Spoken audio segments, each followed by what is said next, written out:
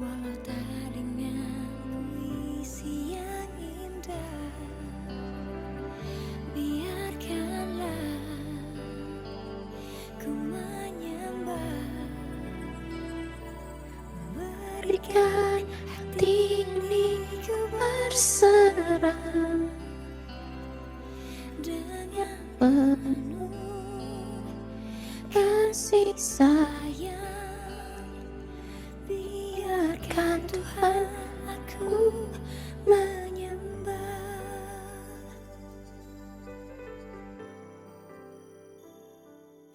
Engkau tahu di hatiku ada sejuta rindu untuk bersamamu, Yesusku. Izinkan ku menyenangkan hatimu lewat nyanyian hatiku. Biarkanlah ku menyembah, walau tak dengan puisi yang indah. Biarkanlah ku menyembah, memberikan hati ini ku berserah dengan penuh kasih sayang. Biarkan Tuhan aku menyembah.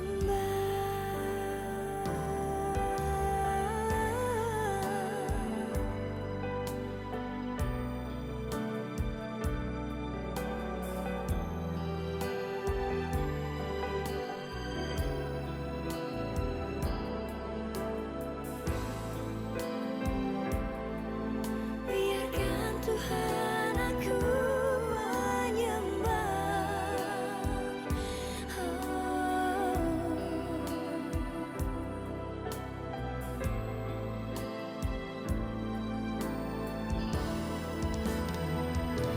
Biarkanlah ku menyembah, memberikan hati ini ku berserah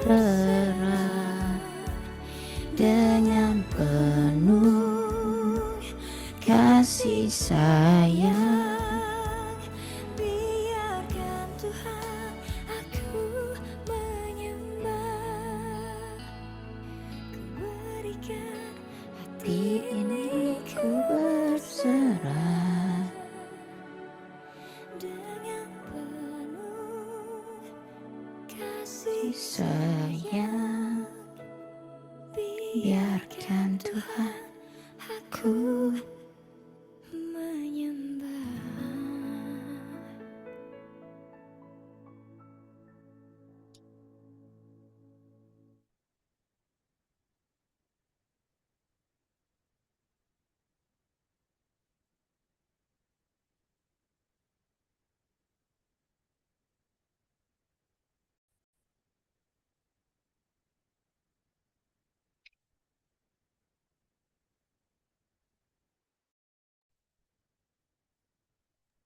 Kita mulai. Shalom, ya. Shalom, Bapak Ibu. Shalom, shalom. Shalom. Siapa yang siap untuk menerima lawatan Tuhan hari ini? Boleh lambaikan tangan, katakan wuh. Woo, yes. Wuh, yes, saya siap, gitu ya.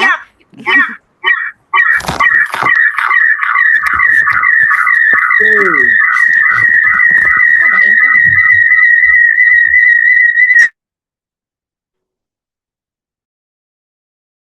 Maaf, ada gangguan teknis. Oke. Saya mau menyapa lagi. Shalom, Bapak Ibu. Shalom. Shalom. Shalom, saya mau menyapa di sini ada Kak Fransiskus, ada Ibu Semaheng, ada Kak Gem, ada siapa lagi nih? Ada Zoom user, bisa dikasih namanya ya, biar kita bisa kenal ini siapa. Dan ada Bro Philip juga, dan ada suami saya, Hario. Tim Oke. user itu Ibu Mercy kalau. Oh, Ibu Mercy. Halo, Shalom Ibu Mercy. Selamat datang kembali. Ya, sekarang seperti biasa saya mau menyapa Bapak Ibu Saudara dengan yel-yelnya ya. Sudah siap? Mic-nya dibuka ya. Saya mau katakan Immanuel, nanti Bapak Ibu katakan amin gitu ya. Dengan kuat, dengan semangat buat Tuhan kita. 3, 2, 1. Immanuel! Amin. Amin. Amin. Amin. Amin. Immanuel! Amin. Immanuel! Amin. Amin. Amin. Haleluya, Allah beserta kita, puji Tuhan. Amin. Selamat malam Bapak Ibu, kembali saya ucapkan selamat datang di Ekwan kepada yang sudah bergabung secara live maupun yang akan menyaksikan nanti di rekaman ulangnya di YouTube. Senang sekali rasanya dapat kembali berkumpul di Ekwan malam hari ini karena saya boleh bertemu dengan orang-orang yang dengan senang dan sukarela ingin mencari Tuhan tiap malam Sabtu dan Sabtu ini gitu ya. Meskipun jam mulai ibadahnya nih pagi-pagi, mungkin nanti yang akan bergabung mungkin ada yang dari Amerika atau dari eh, Indonesia Timur gitu ya, selesainya juga sampai malam. Tapi saudara-saudara begitu semangat dan setia bergabung dan mengasihi Tuhan. Saya percaya orang-orang yang mencari Tuhan dengan sungguh-sungguh pasti pencariannya tidak akan sia-sia. Ia akan menerima jawabannya dengan tidak ada kurang satu apapun yang baik. Dan saya berdoa malam hari ini adalah malam penuh berkat dan malam penuh mujizat sebab Allah yang penuh kuasa ada di tengah-tengah kita. Haleluya. Sebelum memulai ibadah kita malam hari ini, saya mengajak kita semua untuk bersatu di dalam doa. Selamat malam Bapa, di dalam nama Tuhan Yesus Kristus. Kami mengucap syukur oleh sebab kasih, kebaikan, dan kemurahan-Mu kami boleh melewati hari ini sehingga malam ini kami dapat kembali berkumpul di tempat ini.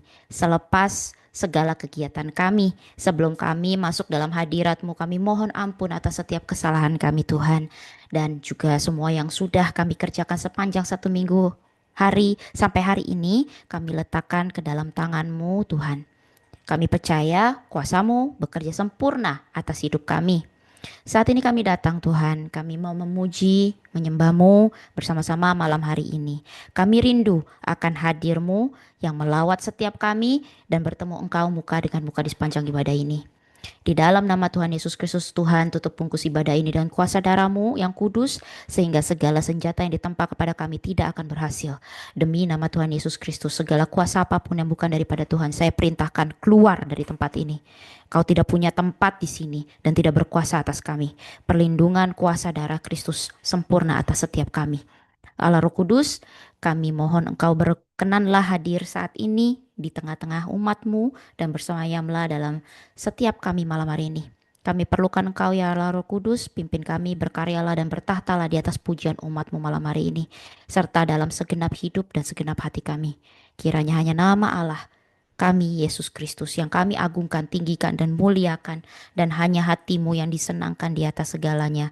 Segala kemuliaan, pujian dan hormat hanya bagi-Mu. Terima kasih Allah Bapa yang baik. Sebelum memulai ibadah malam hari ini, hamba-Mu menahbiskan ibadah Ekwan di dalam nama Bapa dan Anak dan Roh Kudus. Bersama-sama kami menaikkan doa yang diajarkan Tuhan Yesus kepada kami. Bapa kami yang ada di surga, dikuduskanlah nama-Mu, datanglah kerajaan-Mu, jadilah kehendak-Mu di bumi seperti di surga. Berikanlah kami pada hari ini makanan kami yang secukupnya, dan ampunilah kami akan kesalahan kami, seperti kami juga mengampuni orang yang bersalah kepada kami. Dan janganlah membawa kami ke dalam pencobaan, tetapi lepaskanlah kami daripada yang jahat, karena Engkaulah yang punya kerajaan dan kuasa dan kemuliaan sampai selama-lamanya. Haleluya, amin. Mari saudara, kita mau memuji, menyembah Tuhan. Siapkan hatimu, bawa korban pujian syukurmu, pujian hatimu kepada Tuhan yang layak menerima segala yang terbaik dari hidupmu. Biarlah hanya hati Tuhan yang disenangkan malam hari ini. Dalam nama Tuhan Yesus. Oke. Begitu banyak kebaikan yang Kau nyatakan dalam hidup kami Tuhan. Kasih-Mu selalu menopang kami, berkat-Mu melimpah dan penyertaan-Mu sempurna atas hidup kami. Dengan apakah kami balas segala kebaikan-Mu, selain dengan pujian dan sembah kepadamu. Kiranya Engkau berkenan Tuhan, untuk menerima yang terbaik yang kami bawa bagi-Mu menjadi dupa yang harum di hadapan-Mu.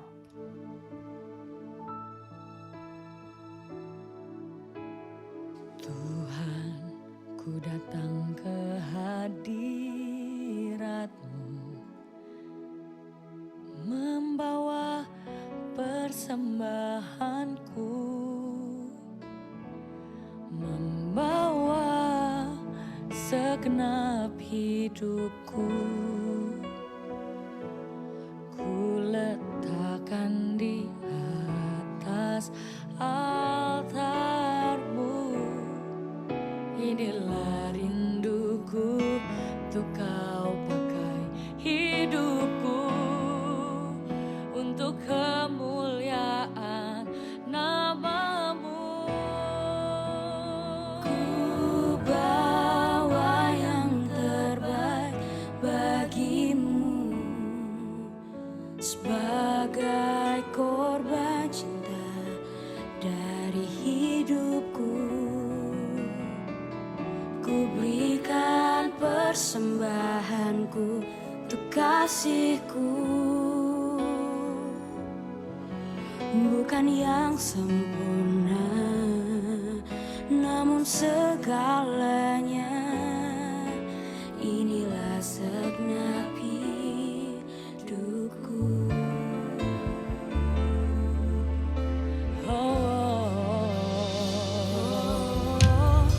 Tuhan, ku datang ke hadirat-Mu, membawa persembahanku, membawa segenap hidupku. Ku letakkan di atas altar-Mu. Inilah rinduku, untuk Kau pakai hidupku untuk kemuliaan nama-Mu. Ku bawa yang terbaik bagi-Mu sebagai korban cinta dari hidupku. Ku berikan persembahanku untuk kasih-Ku, bukan yang sempurna, namun segalanya. Inilah segenap hidupku. Kekasih Tuhan katakan, inilah rindu kami Tuhan. Inilah rinduku, untuk Kau pakai hidupku. Inilah rinduku,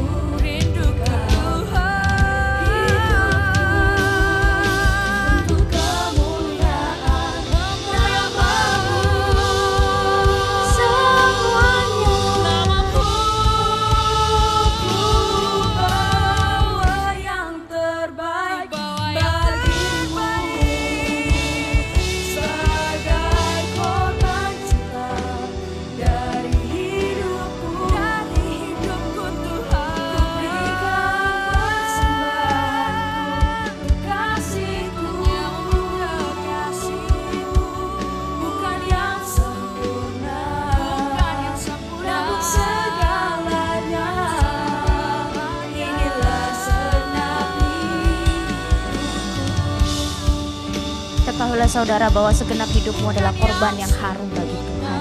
Bukan yang sempurna, namun segalanya yang Tuhan inginkan. bukan yang sempurna, namun segalanya. Bukan yang sempurna, namun segalanya. Segalanya.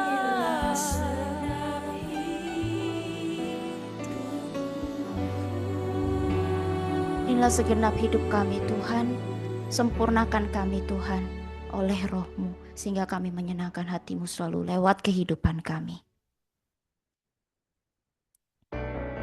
Kami cari wajah-Mu ya Tuhan. Jadikan hati kami tahir ya Allah. Perbaharuilah batin kami dengan roh yang teguh. Bila satu hal boleh kami pinta, janganlah membuang kami dari hadapan-Mu, dan janganlah ambil Roh-Mu yang kudus daripada kami.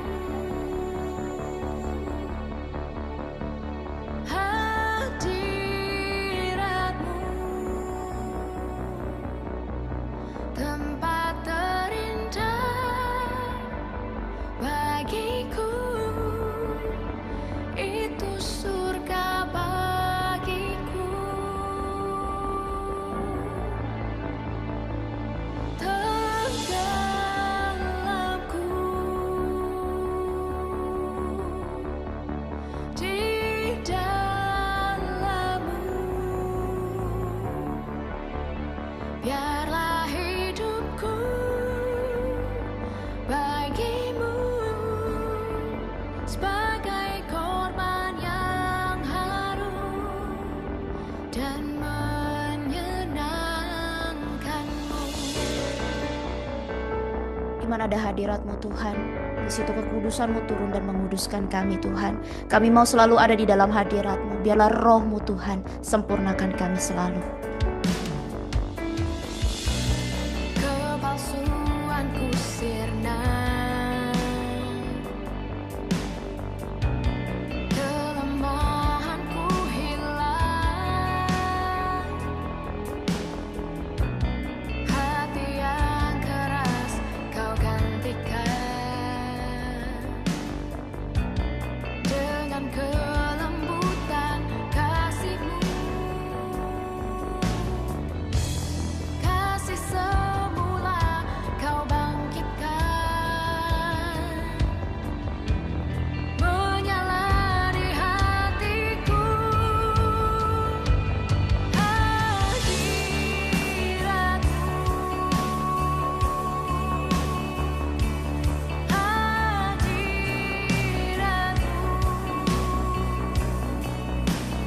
tempat terindah bagiku, itu surga bagiku.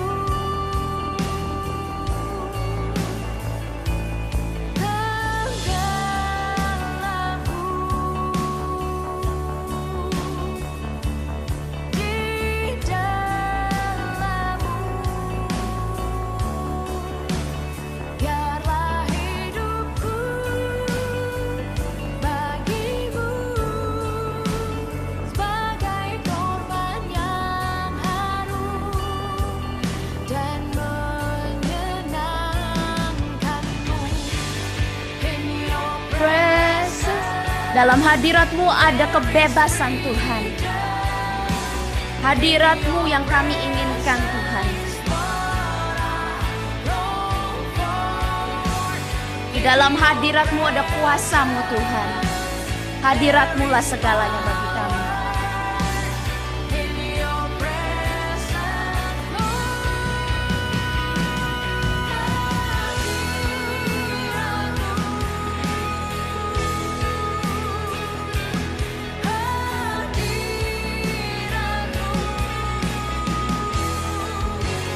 tempat terindah bagiku,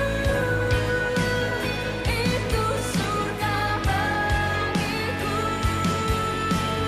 Bersama-Mu Tuhan kami tenggelam dalam hadirat-Mu Tuhan. Kami diubahkan, kami dijadikan baru, kami disadarkan, kami dipulihkan, kami dimerdekakan ya Tuhan. Terima kasih atas kasih-Mu Tuhan.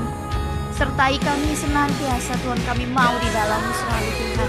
Tuntun kami, hidup kami Tuhan. Biarlah hanya menjadi korban yang harum bagi nama-Mu. Sebagai korban yang harum dan menyenangkan-Mu. In your presence there is freedom.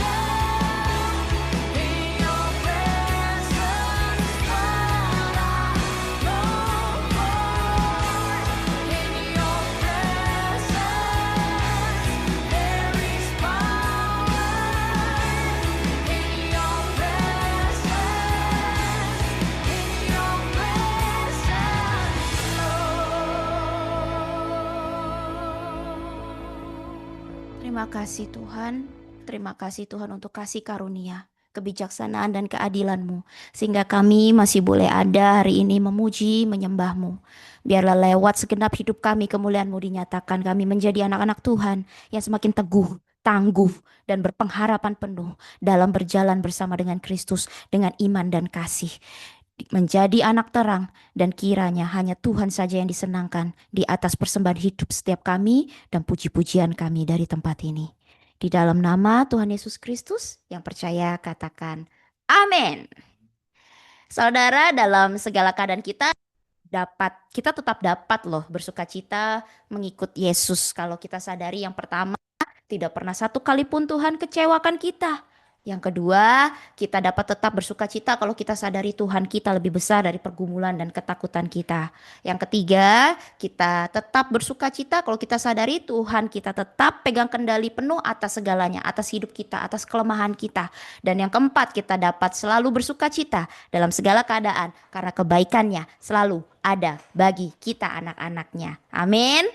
Dia Tuhan yang dapat kita andalkan, selalu memegang janji-janjinya. Tidak ada satupun yang diperbuatnya menjadi sia-sia. Namun yang selalu ada hanyalah sukacita dan kemenangan bagi kita. Mari sorakan. Haleluya. Yang percaya Allah perkasa, namanya berkuasa, firman-Nya ya dan amin. Dan Roh Kudus yang berkuasa menolong dan menopangmu. Kita akan sama-sama nyanyikan pujian ini. Angkat tanganmu, kita sama-sama katakan, Yesus kau kekuatan. Amin. Yesus kau kekuatan di hidupku, takkan gentar langkahku. Kau angkat tanganku di saat ku jatuh, kaulah sumber kuatku. Lembah yang gelap kan ku lewati, sebab Engkau sertaku. Dengan imanku ku diselamatkan oleh kuasa Yesusku. Angkat tanganku ku sorakan haleluya, namamu berkuasa, surga bumi nyatakan. Ku angkat tanganku nyatakan kau hebat, Allah yang perkasa, berkuasa selamanya.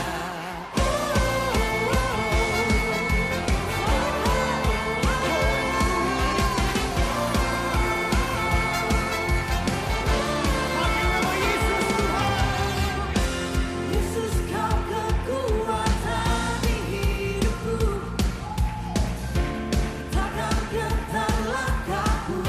Kau angkat kami Tuhan, kau angkat tanganku di saat ku jatuh,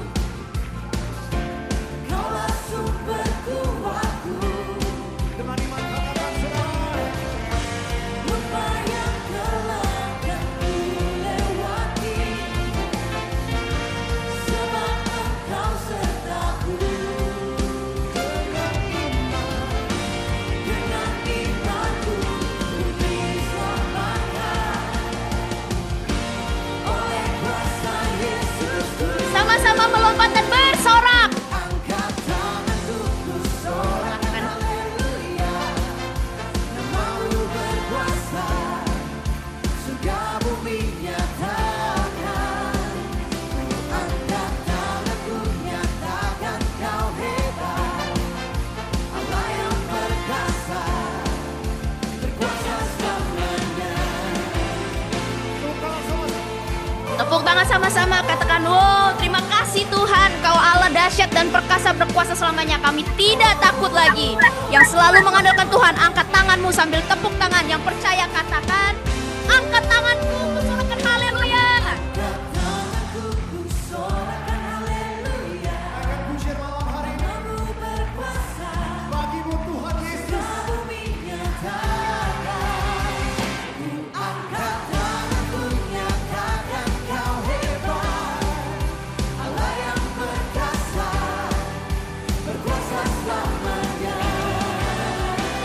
Ku angkat tanganku ku sorakan haleluya, namamu berkuasa, surga bumi nyatakan. Ku angkat tanganku nyatakan kau hebat, Allah yang perkasa, berkuasa selamanya.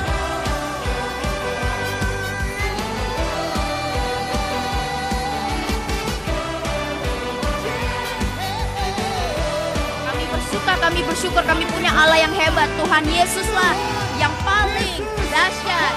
Dia Ya Tuhan sudah selalu baik dan memberkati kita. Saya percaya kebesaran kasih-Nya yang sudah kita rasakan dalam hidup kita lah yang membuat kita tidak akan tahan untuk tidak memberkati Tuhan. Membuat kita mau semakin mengasihi Tuhan dengan hidup taat, melayaninya dan memasyurkan namanya. Amin. Amin. Mari kita angkat pujian ini dan katakan, bagaimana aku dapat menolak. Bagaimana ku dapat menolak panggilan dari Sang Raja? Ku kan memakai hidupku untuk muliakan nama-Mu. Dan ku dengar suara-Mu, pakailah hidup sekaranglah waktunya. Kami kan bersinar sambil memegang janji-Mu, mendengar suara-Mu. Kami kan berlari, tak akan lelah, menjawab semua panggilan, membawa nama-Mu.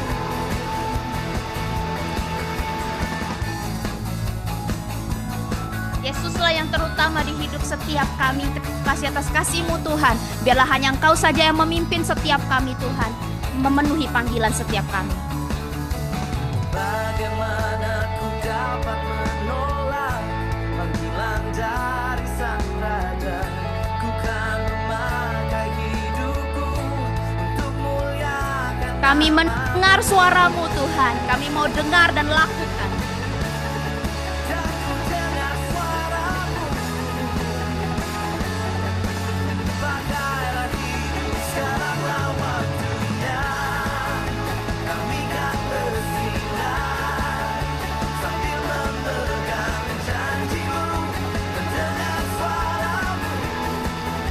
Kami kan berlari, dan tak akan lelah, menjawab semua panggilan, membawa nama-Mu. Anak-anak Tuhan deklarasikan. Hanyalah untukmu, hanya untuk menjawab semua panggilanmu. Ku bawa hanya yang terbaik, hanya yang membuatmu tersenyum atasku.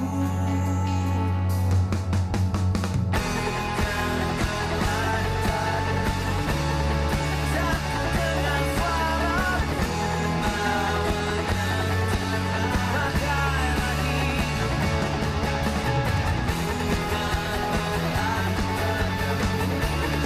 Dan ku dengar suara-Mu, pakailah hidup.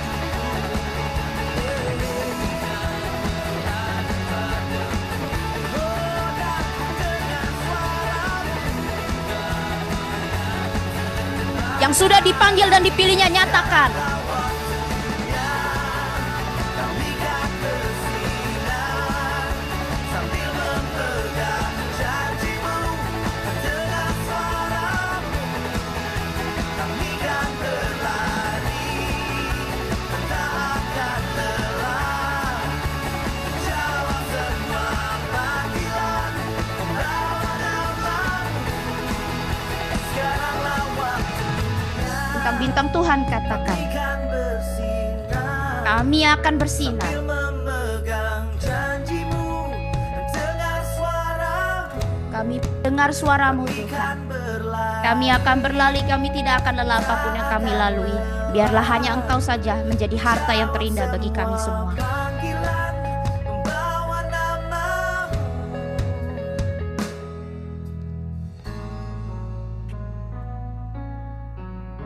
Inilah deklarasi kami Tuhan, inilah sekarang waktunya kami bersinar ya Tuhan. Bukan karena kekuatan kami, tapi karena roh-Mu Tuhan. Kami perlukan Engkau Tuhan. Terima kasih Tuhan. Puji Tuhan, Tuhan Yesus selalu baik. Dia adalah gembala yang baik, selalu menjaga dan tidak pernah kita ditinggalkannya. Malah kita domba-dombanya yang mendengar suaranya pasti dibawanya ke padang rumput yang hijau. Sekalipun kita terjatuh, kita tidak akan pernah sampai tergeletak karena tangan Tuhan yang selalu menopang kita. Kita sudah memuji Tuhan, Dan sesaat sebelum kita kembali menyembah Tuhan, saya mau membuka ruang untuk kesaksian dan mempersilakan apabila ada dari Bapak Ibu yang ingin bersaksi. Apakah ada di malam hari ini? Boleh langsung unmute kalau ada.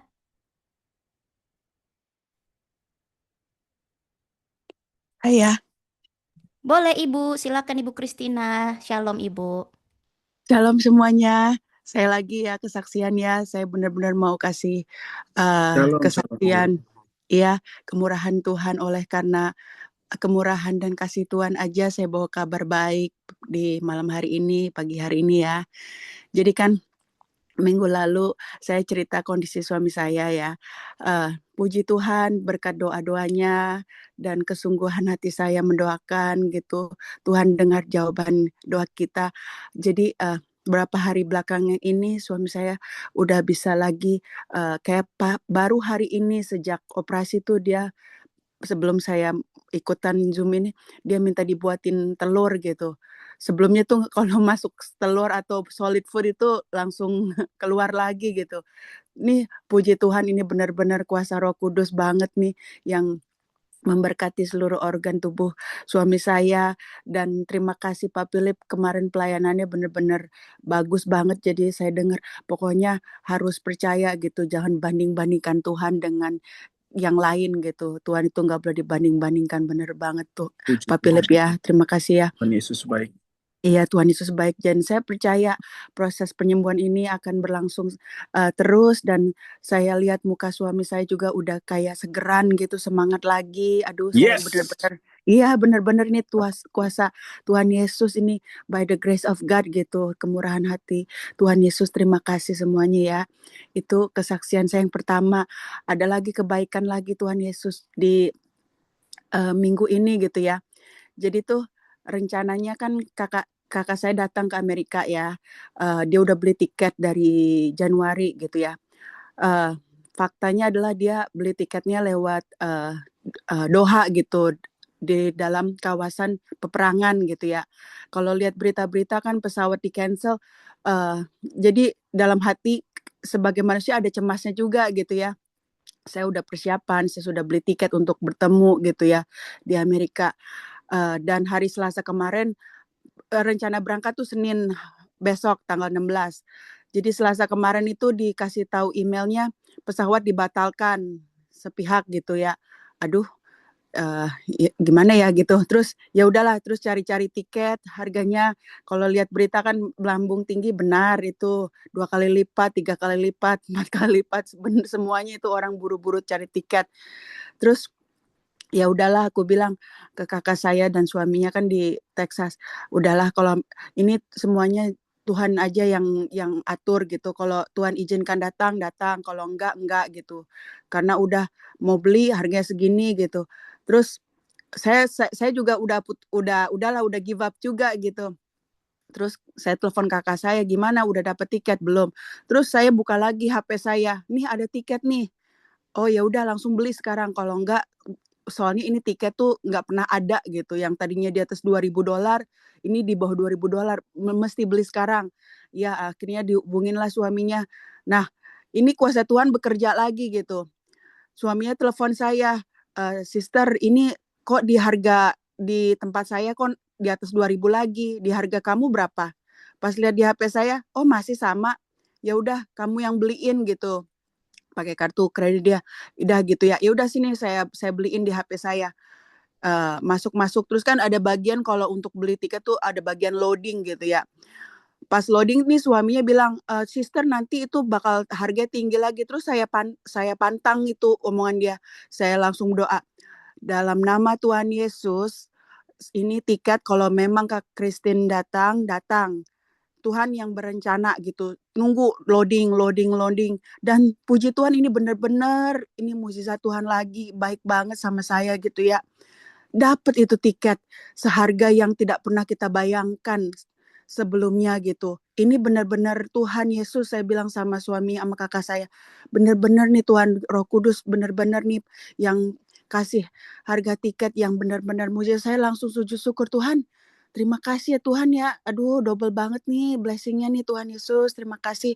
Saya jadi ingat itu di Alkitab kalau Tuhan tuh mencintai orang-orang yang sesuai dengan firman-Nya, yang mengikuti didikannya gitu. Saya benar-benar kehidupan saya dipelihara sama Tuhan Yesus gitu. Saya mengucap syukur. Jadi kalau boleh saya sharing nih ya, kayak Pak Philip dengan pelayanannya setiap minggu, setiap Sabtu ini sehabis saya ikut Zoom ini, saya ada pelayanan dengan anak-anak di neighborhood gitu, yang kayak sekolah minggu setiap Sabtu dari jam 11 sampai jam 1. Saya percaya Tuhan, saya tuh melayani Tuhan dan Tuhan pelihara hidup saya. Apa yang saya minta Tuhan dengarkan. Jadi saya benar-benar pagi ini saya mengucapkan terima kasih atas pemeliharaan Tuhan dan penyertaan Tuhan. Tuhan itu baik. Itu aja sekian dari kesaksian saya pagi hari ini. Haleluya, terima kasih Bu Christina buat kesaksiannya, sungguh penuh dengan sukacita kami semua mendengarnya. Saya percaya juga walaupun di mute ya, walaupun gak ada videonya, tapi saya percaya mereka semua pasti amin gitu ya. Kita sama-sama bersukacita dan Tuhan yang sama melakukan mujizat yang kita baca dalam Alkitab itu Tuhan yang sama yang masih ada dan masih melakukan mujizat sampai hari ini. Dan saya percaya Tuhan itu kalau memang sudah berkehendak tidak ada satupun yang dapat menghentikannya. Yang tadinya nggak ada tiket bisa jadi ada tiket, jadi harganya sesuai gitu kan ya. Itulah Tuhan kita, betapa besarnya Dia, jadi kita tidak perlu lagi takut. Terima kasih Bu Christina untuk kesaksiannya, biar ini boleh menjadi penguatan bagi kita semua, mengingatkan mereka semua mungkin sedang ada yang letih lesu, berbeban berat, jadi bisa disegarkan kembali. Terima kasih. Sekarang kita sekarang akan lanjut lagi ya. Sebentar. Oh iya, ini ternyata ada yang satu lagi mau bersaksi, tapi lewat tulisan saya bacakan. Ada kesaksian dari mamah kami, nitip lewat chat. Mama mau bersaksi. Saya bersyukur kepada Tuhan sejak berapa saat yang lalu anak pertama saya Aryo diberkati Tuhan dengan perusahaan Apple. Puji Tuhan Yesus, sementara adiknya yang baru lulus mencari job. Kemarin Aura dapat. Aura nama adik kami di perusahaan asing. Puji Tuhan, kami bersyukur pada Tuhan, doa dijawab Tuhan, amin. Jadi ketika di keadaan yang sulit mendapatkan pekerjaan saat-saat ini, puji Tuhan, seperti tadi Ibu Christina bilang, Tuhan tetap pelihara anak-anaknya, pelihara kita yang mengasihi Tuhan. Yang penting kita tetap matanya tertuju kepada Tuhan, tetap berharap tidak hilang iman, dan pertahankan iman pada Yesus sampai akhir. Haleluya. Terima kasih Tuhan untuk kasih-Mu, untuk kebaikan-Mu buat anak-anak-Mu di malam hari ini Tuhan, atas kesaksiannya. Dan kami percaya Tuhan, Engkau telah menyatakan kemuliaan bagi kami semua untuk menunjukkan kepada kami bahwa Engkau Allah yang hidup dan tidak ada bandingannya. Sungguh besar berkat-Mu dalam hidup kami Tuhan. Kami bersyukur dan bersukacita karena kami juga dipilih Tuhan. Engkaulah harta yang terpendam, mutiara yang terindah. Dengan senang dan rela kami mau lepaskan segalanya hanya untuk bisa bersama-Mu. Karena itu biarlah kami dan seisi rumah kami melayani-Mu Tuhan, sampai kami dapatkan mahkota kehidupan. Tak akan pernah ku sesali mengiring Yesus sepanjang hidupku. Lewati lembah air mata, ku saksikan kemuliaan-Mu dinyatakan. Berapapun harga yang harus ku bayar, ku kan tetap setia melayani.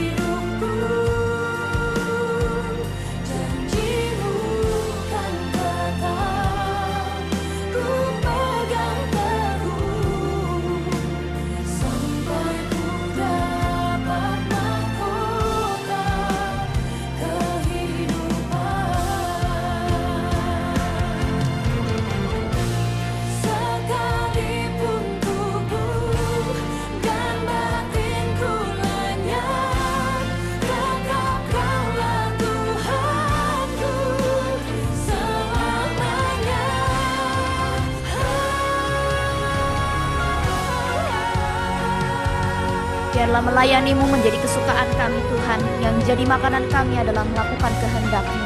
Pimpin kami Tuhan, dan kami tahu Engkau Allah satu-satunya bagi kami semua, yang hidup, yang selalu membawa kami pada Mengiringmu Mari bangkit berdiri bersama-sama. Angkat kedua tanganmu. Dengan iman percaya sama-sama serukan. Melayani, mengasihimu, mengiringmu seumur hidupku. Janjimu kan tegak, ku pegang teguh, sampai ku dapat melayani, mengasihimu, mengiringmu seumur hidupku. Janjimu kan tegak, ku pegang teguh, sampai ku dapat mahkota kehidupan. kami percaya kami akan bersatu denganmu Tuhan. Pimpin kami dalam roh-Mu. Aku persilahkan kepada hambanya. Kan tetap ku pegang teguh, sampai ku dapat mahkota kehidupan. Thank you Lord Jesus. Terima kasih Tuhan, terima kasih Roh Kudus. Terima kasih Tuhan dan Roh Kudus, kembali di malam hari ini kami boleh lagi berkumpul Tuhan. Kami mengucap syukur setelah 1 minggu lagi kami lalui sampai kami bertemu di malam hari ini di persekutuan doa yang Kau begitu kasihi. Ya Allah Bapa, terpujilah nama-Mu, biarlah melayanimu, mengasihimu, mengiringmu seumur hidup kami. Biarlah itu yang menjadi doa kami, biarlah itu yang menjadi kesukaan kami. Biarlah kami terus-menerus melekat kepadamu apapun yang kami hadapi Tuhan, kami punya Engkau yang punya seluruh alam semesta ini. Bapa Roh Kudus, pimpin hamba di dalam pemberitaan firman-Mu di malam hari ini. Hamba tidak layak, tetapi Engkau pandang semuanya layak Tuhan. Terpujilah nama-Mu, sembunyikan hamba di balik salib-Mu, persiapkan aku untuk menyampaikannya, dan persiapkan hamba-hamba-Mu yang hadir di malam hari ini untuk menangkap kerinduan hati-Mu Tuhan. Biarlah hanya kebenaran-Mu saja Tuhan, yang kami nikmati di malam hari ini, di dalam nama Tuhan Yesus Kristus. Haleluya. Amin. Shalom, Om Tante, saudara-saudariku yang hadir di malam hari ini. Ada shalom? Shalom, shalom. Shalom, shalom. Halo. Shalom. Terima kasih untuk yang hadir, baik yang secara langsung di Zoom meeting ini, atau saudara-saudari kami yang menonton melalui tayangan YouTube. Izinkan saya mempergunakan kesempatan ini untuk memperkenalkan diri saya terlebih dulu sebelum kita mulai ibadah kita. Dan ini sorry kalau angle kameranya agak weird karena kebetulan webcam saya tadi sore pas saya cek umurnya udah 14 tahun, mati total akhirnya, pensiun. Saya buang akhirnya. Saya terima kasih dulu ke dia, saya buang. Jadi ini pakai webcam seadanya, Bapak Ibu.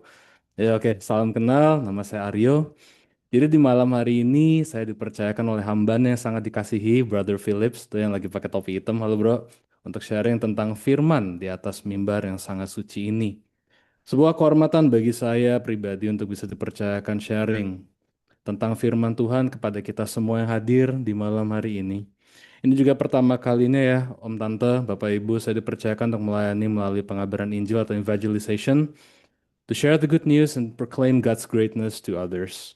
Terima kasih untuk Bro Philip sekali lagi yang memberikan saya kesempatan di sini. God bless you, brother. God bless you. Izinkan saya membuka ibadah malam hari ini dengan sedikit kesaksian dulu tentang bagaimana Tuhan bekerja di dalam hidup saya. Also Ibu Christina, Mama, thank you udah tadi juga sudah bersaksi. You guys are amazing karena Tuhan kita amazing. Okay, love you too, brother. Love you too. Saya tidak punya background teologi, Om Tante. Saya ini hanya lulusan SMA. Saya pernah kuliah jurusan musik di Sydney dari tahun 2012 sampai 2014, tapi itu nggak lulus ya, karena waktu itu ada masalah finansial keluarga lah pada waktu itu. Nah, setelah saya kembali ke Indonesia, hampir 1 tahun saya mencari pekerjaan sampai akhirnya pada tahun 2015 saya mendapatkan pekerjaan full time, praise the Lord. Dan sejak saat itu saya sampai hari ini berkecimpung di dunia teknologi. Jadi bisa dibilang bahwasannya pengetahuan saya tentang Tuhan bukan berasal dari pendidikan teologi, tetapi dari perjalanan hidup saya sendiri, terutama juga melalui istri saya Sarah. Dan saya yang bertumbuh di gereja juga di Ekwan di malam hari ini di platform kita malam ini, Om Tante. Kami mulai berpacaran juga sejak tahun 2011 dengan latar belakang iman yang berbeda. Dan dari situlah saya mulai banyak belajar tentang pribadi Kristus. Nah, kalau kita fast forward ke bulan Mei 2021, itu adalah salah satu momen paling penting dalam hidup saya. Karena pada bulan itulah saya menerima Tuhan Yesus sebagai juru selamat. Sebelum itu hampir selama 30 tahun saya hidup sebagai seorang muslim. Saya dibesarkan dalam keluarga yang mayoritas Islam dan sejak kecil saya diajarkan tentang agama tersebut oleh keluarga saya. Namun yang menariknya Tuhan Yesus sebenarnya sudah muncul dalam perjalanan hidup saya sejak saya masih sangat kecil. Waktu itu saya masih TK, itu somewhere between TKA dan B. Saya ingat suatu malam ketika saya sedang belajar ngaji pada waktu itu sama sembayang sama mbak saya. Nah, di tengah-tengah itu saya bertanya dengan polos, Mbak, Tuhan itu tampangnya seperti apa sih? Bentuknya seperti apa? Apakah Tuhan itu orang? Seperti manusia kah orang itu? Gitu kan. Nah, saya langsung ditegur sama mbak saya. Saya diberitahu sama beliau bahwasannya Tuhan tidak boleh dibayangkan atau digambarkan. Karena itu dianggap dosa. Namun entah kenapa, pada saat itu saya merasa seperti melihat ada sosok seseorang yang berpakaian putih dengan tongkat panjang di tangannya, di tangan kanan. Aku ingat banget itu. Yang saya kira beliau memegang obor, namanya juga masih anak kecil ya. Jadi kosakatanya, imajinasinya semua terbatas lah gitu. Sebagai anak kecil, saya nggak ngerti apa yang saya lihat pada waktu itu. Saya hanya merasa ada sesuatu yang sangat kuat di dalam pikiran saya saat itu, Om Tante. Barulah bertahun-tahun kemudian saya memahami bahwa gambaran itu sangat mirip dengan gambaran seorang gembala, yakni gembala agung kita. Dia mengenakan talit dan dengan tongkat gembalanya dan dia adalah Yesus Kristus sendiri. Ketika saya melihat kembali perjalanan hidup saya sekarang, saya sering menangis ketika memikirkan hal ini. Karena saya percaya bahwa Tuhan Yesus sudah mencari saya bahkan sejak saya masih kecil. And I believe itu semua berlaku bagi kita semua di sini. Amin. Dan itu mengingatkan saya pada pergumulan yang pada perumpamaan, yang Yesus sampaikan tentang domba yang hilang. Boleh sekalian dibantu tampilin istriku. Nah, ini istriku sudah menyiapkan doodle untuk nge-support aku di malam hari ini. Terima kasih sayangku atas kerja kerasmu. Kita baca sama-sama di Matius 18 ayat 12 sampai 13. Ini perumpamaan tentang domba yang hilang ya, Om Tante. Bagaimana pendapatmu jika seorang mempunyai 100 ekor domba dan seekor di antaranya sesat? Tidakkah ia akan meninggalkan yang 99 ekor di pegunungan dan mencari mereka yang sesat itu? Dan juga kalau kita perhatikan itu ada cross reference di Lukas 15 ya Om Tante yang mengatakan bahwa akan ada sukacita di surga karena satu orang berdosa yang bertobat. Ayat ini sangat hidup bagi saya karena saya merasa seperti domba yang hilang itu. Tuhan tidak pernah berhenti mencari saya, bahkan dari sejak saya masih kecil. Pengalaman lain yang semakin membuat saya penasaran tentang Tuhan terjadi ketika saya waktu itu di SD. Tadi kan TK di awal, sekarang SD. Saya sangat suka membaca buku di perpustakaan sekolah. Suatu hari saya menemukan sebuah buku seni yang berisi lukisan-lukisan Eropa. Di dalam buku itu saya melihat sebuah lukisan yang membuat saya terdiam cukup lama. Lukisan itu adalah lukisan Yesus di atas kayu salib, karyanya Salvador Dali. Saya tidak mengerti apa yang sedang saya lihat pada waktu itu. Yang saya lihat hanya seorang manusia dengan tangan dipaku di atas kayu salib. Nah, saya bertanya kepada oma saya di mobil saat perjalanan pulang, Mami, aku manggilnya Mami ya waktu itu, nenekku. Mami, siapa orang ini? Omaku berkata, ini Tuhan Yesus, Allahnya orang Kristen. Dia mati di atas kayu salib. Nah, dari situ kan saya semakin bingung. Dalam pikiran saya pada waktu itu, saya diajarkan bahwa Tuhan tidak boleh digambarkan. Tetapi di sini justru ada orang yang dianggap Tuhan oleh umat Kristen dan dia justru digambarkan sedang mati di kayu salib. Nah, keesokan hari ini saya pergi ke sekolah dengan satu misi. Saya ingin tahu basically siapa sih Tuhan Yesus ini. Jadi saya bertanya sama teman-teman saya yang Kristen dan Katolik. Saya juga bertanya kepada guru-guru saya. Jawaban mereka semua sama yang mengerucut ke ayat Yohanes 3 ayat 16 sampai 17. Sayang, boleh minta tolong sayang? Yohanes 3 ayat 16 sampai 17. Percakapan dengan Nikodemus ya. Ini karena begitu besar kasih Allah akan dunia ini sehingga ia telah mengaruniakan anaknya yang tunggal supaya setiap orang yang percaya kepadanya tidak binasa melainkan beroleh hidup yang kekal. Nah, ketika saya mendengar itu saya benar-benar bingung. Saya benar-benar nggak tahu kok bagaimana mungkin sih ada Tuhan yang rela mati untuk menyelamatkan manusia. Nah, pertanyaan-pertanyaan itu terus tinggal di dalam hati saya selama bertahun-tahun. Nah, baru pada tahun 2021, seperti yang aku bilang tadi, Tuhan akhirnya menjawab semua pertanyaan itu ketika aku menerima Yesus Kristus sebagai Tuhan dan Juru Selamat. Haleluya. Nah, malam hari ini aku mau membahas tentang topik yang menurut aku pribadi sangat menarik untuk kita ulik, kita dissect dan deep dive bersama-sama. Aku beri judul, nah itu yang kayak di tengah ya, Stop Menantang dan Mencobai Tuhan Yesus. Nah, saya yang boleh tolong ke yang itu, yang domba, yang domba di atas. Nah, itu dia. There we go. Ignore yang di kirinya ya, karena yang kirinya tuh nanti, itu tuh masih nanti tuh ceritanya, masih nanti kita bahas. Nah, kalau kalau Om Tante sempat lihat flyer Ekoan malam ini, di tengah flyernya itu ada foto seekor domba yang berdiri di tengah batu yang kejepit di bagian atas di antara dua tebing. Lokasi geologis itu ada beneran, namanya Kierak Bolten, tepatnya di Norwegia. Aku bahas dulu ya bentar ya, fun fact-nya ya, izin ya. Jadi batu raksasa ini tuh basically dia terbentuk dari zaman es. Jadi ribuan tahun yang lalu ada glacier kan, glacier es gitu membawa batu besar ini. Itu dia karena ke bawah jatuh dia ke celah sempit di antara tebing Kiarak itu namanya.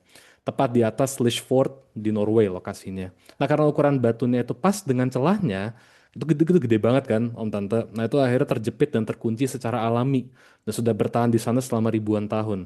Bayangkan. Nah, kemudian ini ada Kiarak Bolton ini kebetulan juga salah satu atraksi turis, dan buat mereka yang seneng banget hiking, manjat, ya kan, ini adalah salah satu tempat yang wajib dikunjungi. Now come to think about it, seandainya dulu opa om aku ngajak aku ke sini pas kecil, itu pasti serunya bukan main ya. Perjalanan terjauhku tuh dulu itu pernah ke beberapa tempat di Eropa sama ke beberapa states di Amerika, padahal Norway udah deket banget sebenarnya. Nah anyway, kalau aku ngelihat domba yang ada di atas batu raksasa itu sebenarnya itu diriku sendiri ya, Bapak Ibu. Kita bisa ngelihatnya dari beberapa perspektif di malam hari ini. Perspektif pertamaku, domba itu ya aku sendiri, domba yang bandel. Alasannya kenapa Tuhan Yesus meninggalkan 99 domba untuk menyelamatkan satu yang hilang. Itu kenapa di Zoom kalau aku pas lagi off cam, Om sama Tante juga pada bisa lihat foto domba yang buna jabrik ya, kotor, ini kan dekil jorok. Nah itu basically diriku sih. Betapa aku ini kotor dengan dosa. Kotor karena aku sering membangkang dan gak nurut sama Tuhan. Coba lihat, udah dibilangin bahaya, jangan jauh-jauh dari aku ya. Akunya malah cabut ke sana sini, akhirnya keperangkap deh di antara dua tebing yang bawahnya jurang hampir 1 kilometer ke dalam mana ini, gitu kan. Kalau di bumi ini nggak ada gravitasi ya kita mah aman-aman aja. Tapi ternyata kan ada gravitasi. Ngerti lah ya arahnya kemana.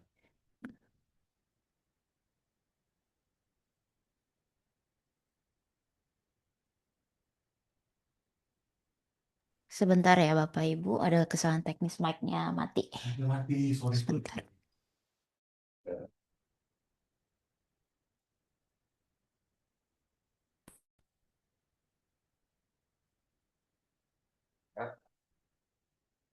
Iya, padahal udah dicas. Anyway, tunggu sebentar. Halo, apakah sekarang suaranya terdengar, Bapak Ibu? Aman, aman, aman, brother. Oke, mohon maaf ya. Oke, perspektif kedua. Jadi, batu raksasa itu adalah Tuhan Yesus sendiri. Batu yang kokoh, kuat, teguh. Tangannya yang kuat dan perkasa selalu menopangku, tidak membiarkanku jatuh tergeletak. Tapi setiap kali aku mau terjatuh, ditahan dan ditopang. Haleluya. Meskipun si domba itu berdiri di situ, takut, tapi dia nggak jatuh ke bawah. Ada perspektif ketiga. Sebagai seekor domba yang pada dasarnya sudah mengenal suara gembala agung, namun diberikan free will atau kebebasan, ultimately pilihannya jatuh ke diriku sendiri. Apakah ketika Tuhan memanggil, aku mau merespons dia, atau malah pergi menjauh karena aku bernafsu mengejar segala hal yang dunia fana ini tawarkan. Nah sekarang kalau kita lihat dari angle fotonya, anggaplah tebing di sebelah kanan itu jalur masuk ke kerajaan surga. Aku datangnya dari tebing di sebelah kiri. Nah, batu raksasanya ini adalah pilihanku. Ada 3 pilihan di sini. Pilihan pertama, aku balik ke tebing kiri, alias balik ke cara lamaku, and then say goodbye ke semua kebaikan yang Tuhan sudah lakukan buat aku. Pilihan kedua, loncat ke bawah, memberikan diriku ke dunia, merespons godaan iblis dan dunia ini, dan ultimately binasa, mati. Pilihan terakhir, paling susah tapi paling kekal, manjat ke tebing sebelah kanan yang lebih tinggi itu. Nah, apapun perspektifnya, yang kita nggak bisa deny adalah bahwa Tuhan Yesus adalah Allah yang hidup, dan firman-Nya adalah pelita, pedoman bagi hidup kita. Amin.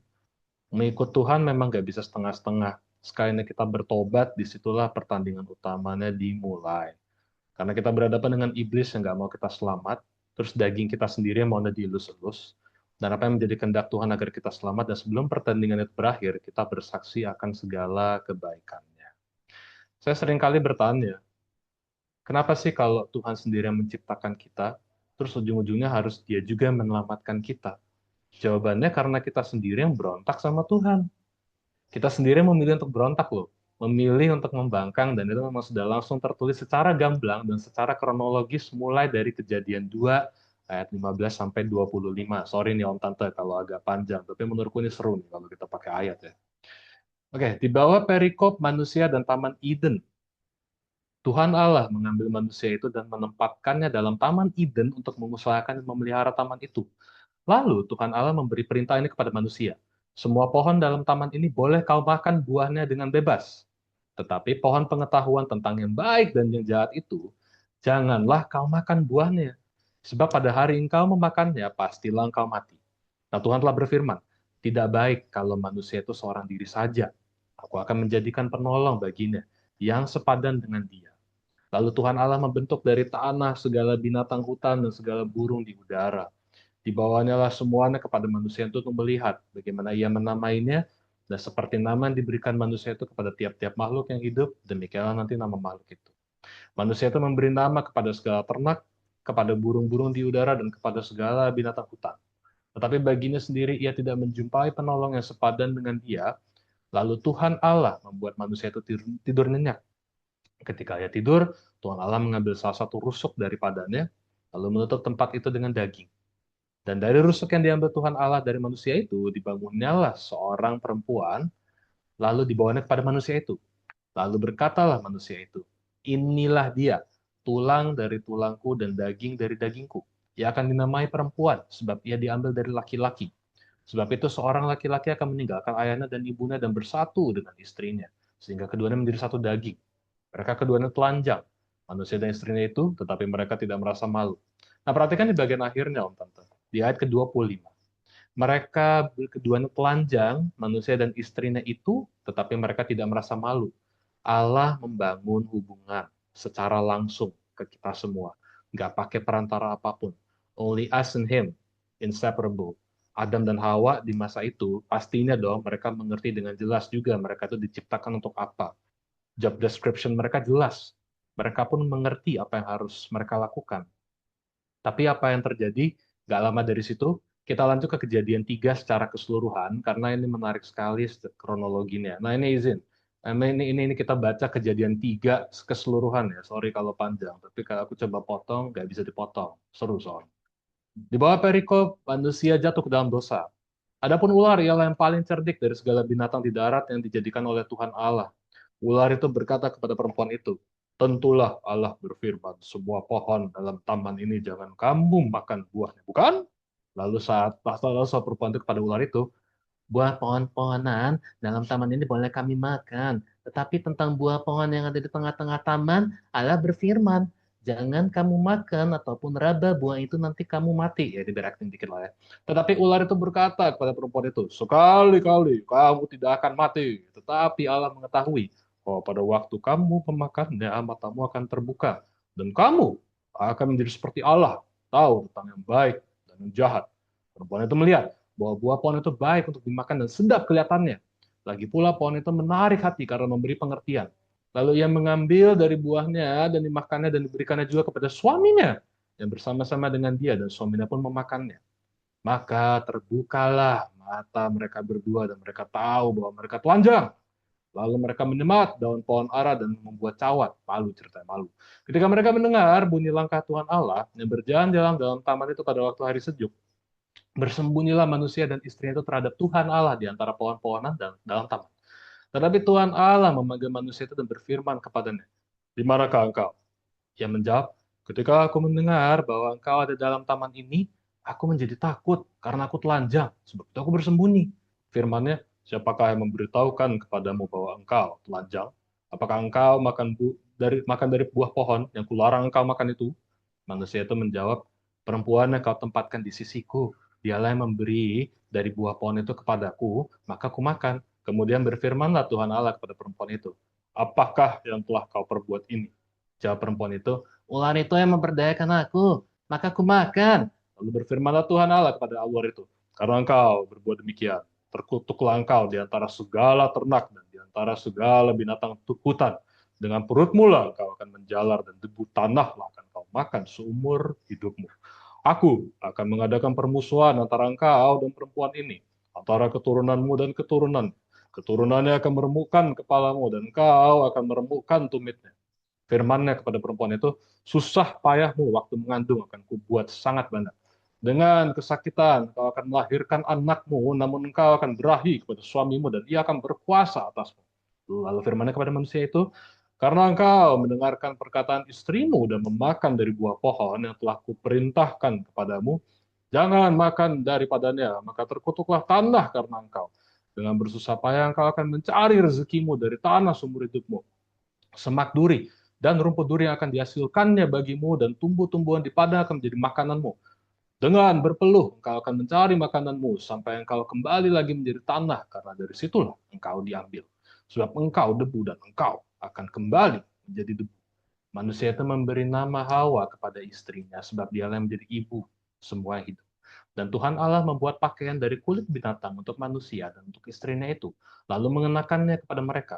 Berfirmanlah Tuhan Allah, "Sesungguhnya manusia itu telah menjadi seperti salah satu dari kita, tahu tentang yang baik dan yang jahat. Maka sekarang jangan sampai ia mengulurkan tangannya dan mengambil pula dari buah pohon kehidupan itu dan memakannya, sehingga ia hidup untuk selama-lamanya." Lalu Tuhan Allah mengusir dia dari Taman Eden supaya ia mengusahakan tanah dari mana ia diambil. Ia menghalau manusia itu, dan di sebelah timur Taman Eden ditempatkannya lah beberapa kerub dengan pedang yang bernyala-nyala dan menyambar-nyambar untuk menjaga jalan ke pohon kehidupan. Nah, perhatikan di sini, Om Tante, menarik sekali ketika manusia diperdaya oleh ular.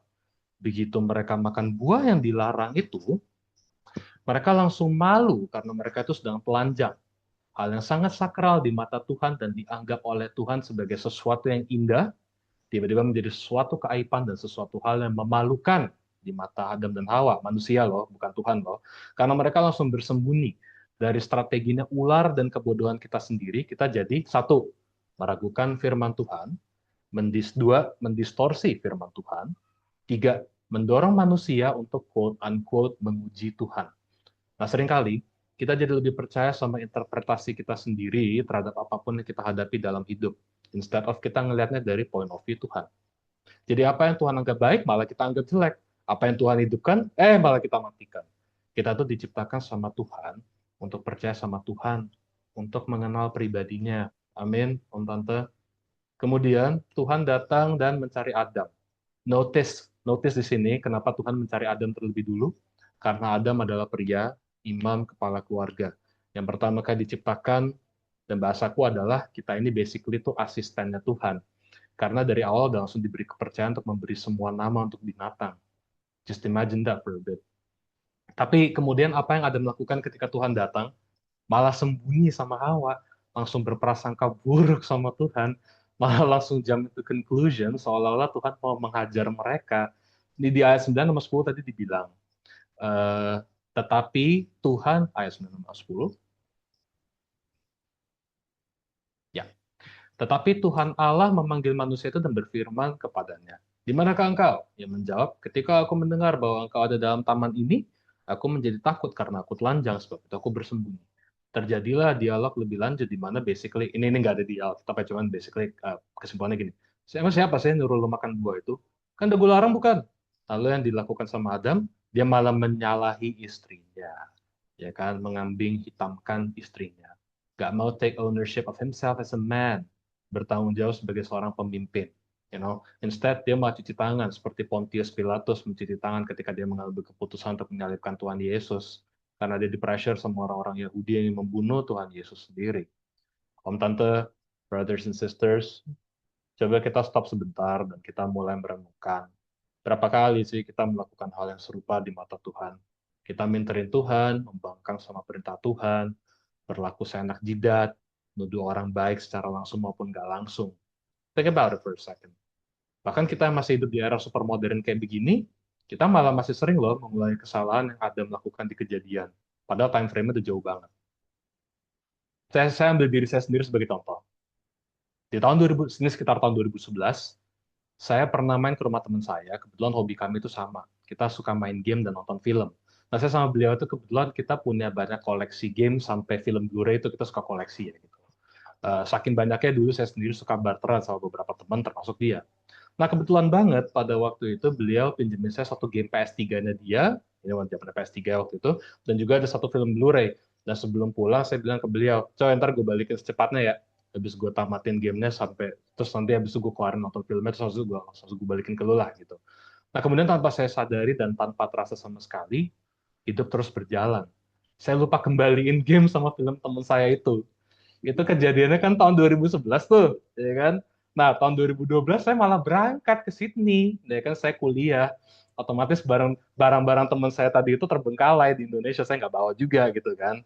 Nah, nah pas balik dari Sydney karena ada masalah finansial keluarga waktu itu, kan situasinya juga lagi hektik ya pas saya balik.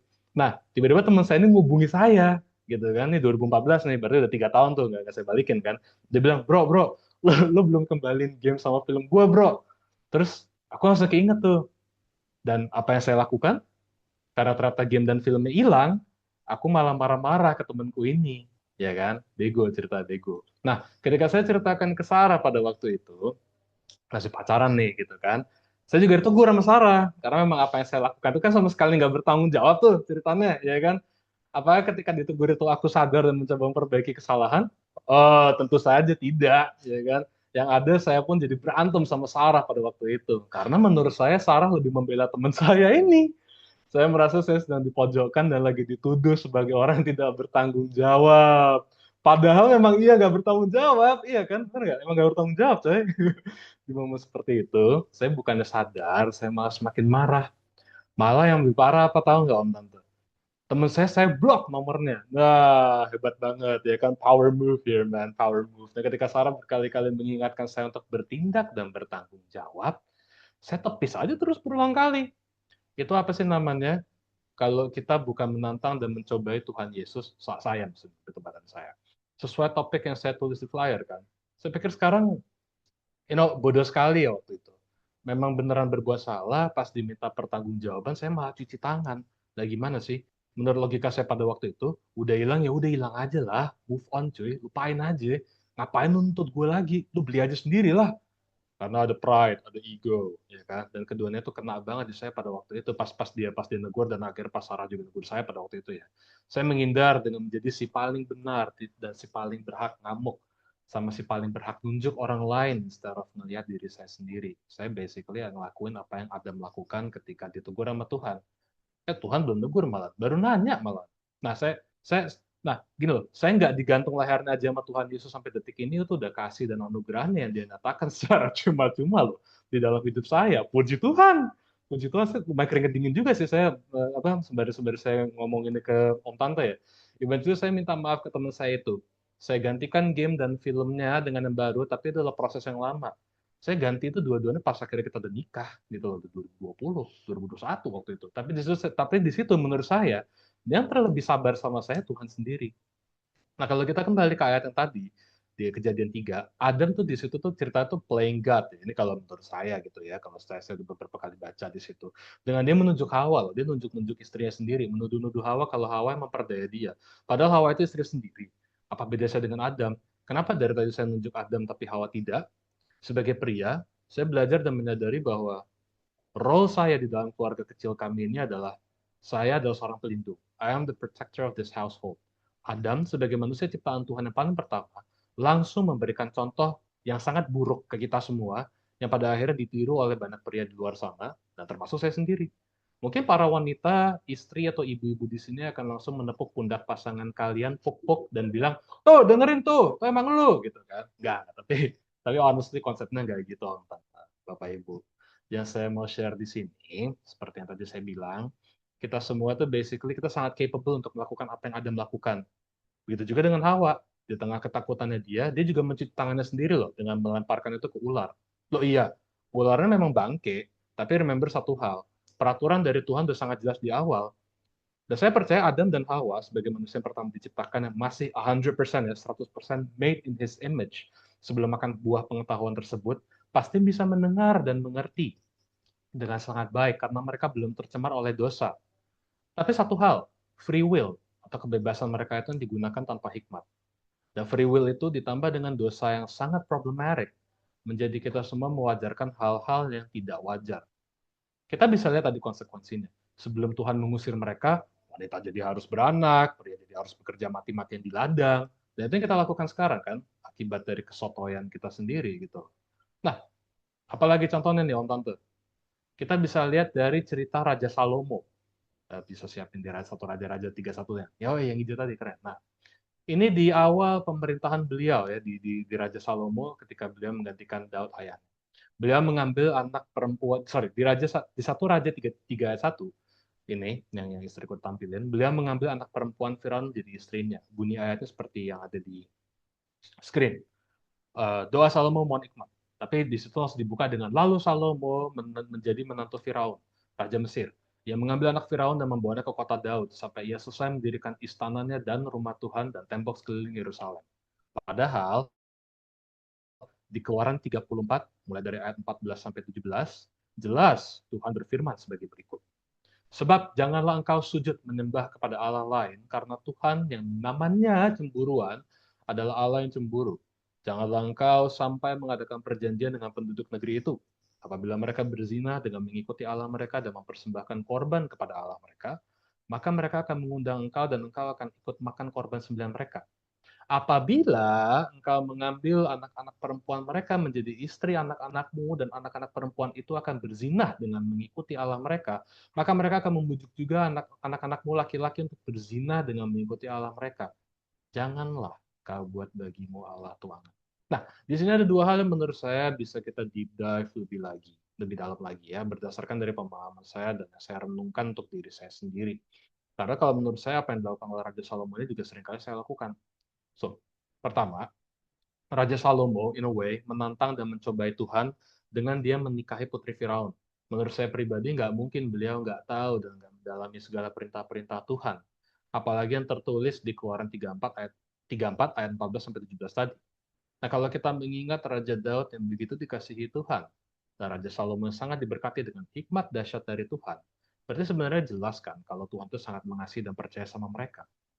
Yang kedua, meskipun Raja Salomo melakukan hal yang sangat tidak berkenan di mata Tuhan, tapi Tuhan tetap mengasihi beliau, tetap mengasihi Israel.